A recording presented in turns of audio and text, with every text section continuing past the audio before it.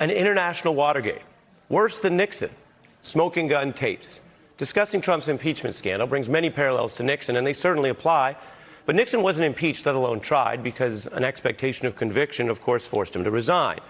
There's another historical example, though, that offers clues and parallels. A controversial president facing challenges to his legitimacy because he became president without ever winning a majority of the votes. He stoked racial resentment, traumatizing the nation. These are the parallels to President Johnson, who was the first president ever impeached in American history. He assumed the office after Lincoln was assassinated. He governed in ways that undercut Lincoln's work, trying to halt the Northern reforms after the Civil War. He doubled down on racist structures in the South. He defied Congress. He even mused about hanging his opponents. There's no doubt Johnson was seen as a terrible and unethical leader, and he presided at a time when the nation wanted unity after the assassination of Lincoln and the aftermath of the Civil War.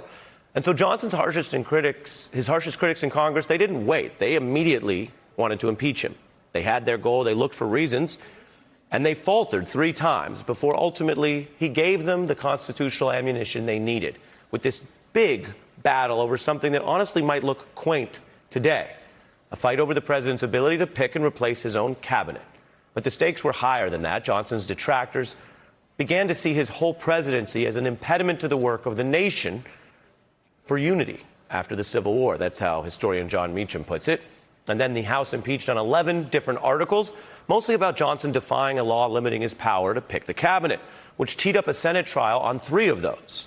One of them, Article 10, might not even read like a high crime today. It was all about his character. The Congress saying that he brought the high office of the president into contempt, ridicule, and disgrace, undercutting 2 branches of government. Lawmakers were trying to remove this sitting president because they said he also brought, quote, into disgrace, ridicule, hatred, contempt, and reproach the Congress of the United States.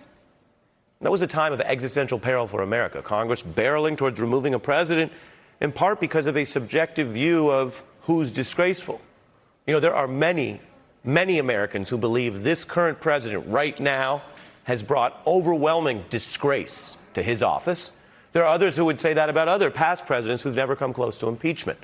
So why are we talking about this tonight? Well, this history raises the question, what is the proper precedent for impeachment and removal?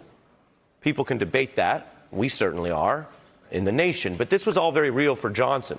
And here's what happens when a president ends up in that bullseye once impeached. It was the Senate Sergeant at Arms who went to Johnson in person and handed him that piece of paper, serving him with a formal trial summons. While this cheerful-looking group of gentlemen I want to show you, they acted as the prosecutors, the House impeachment managers.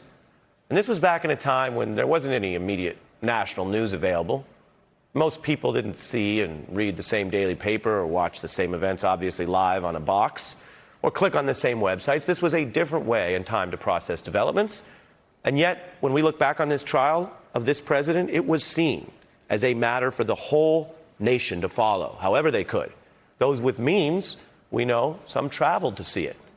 Going to look at this man who'd so deeply divided the nation, brought out the crowds.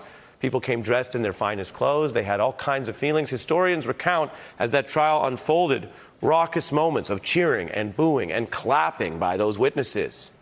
And there was even a veritable celebrity appearance for the era. The poet Walt Whitman showing up, which would be a bit like Carole King or Beyonce personally coming to watch a Trump Senate trial today. You know, clearly President Johnson's trial was the hottest ticket in town. In fact, here you go. Admit the bearer, this is what an impeachment trial ticket looked like. That ticket entitled people to see what their fellow citizens would soon find out, that the Senate edged so close to the first ever conviction of a sitting president. So close, Johnson's presidency was actually hanging by the thread of a single vote in the Senate. But he wasn't convicted of any of those 3 articles. He didn't serve another term as president. And that trial did not resolve once and for all what a high crime is. Though Johnson's case serves as an example for many possibilities that are relevant to any Senate trial of Donald Trump. Relevant to what people in the White House are very worried about right now, tonight. Hey, I'm Ari Melber from MSNBC. You can see more of our videos right here, or better yet, subscribe to our YouTube channel below. You could have been anywhere in the world, but you're here with us, and we appreciate that.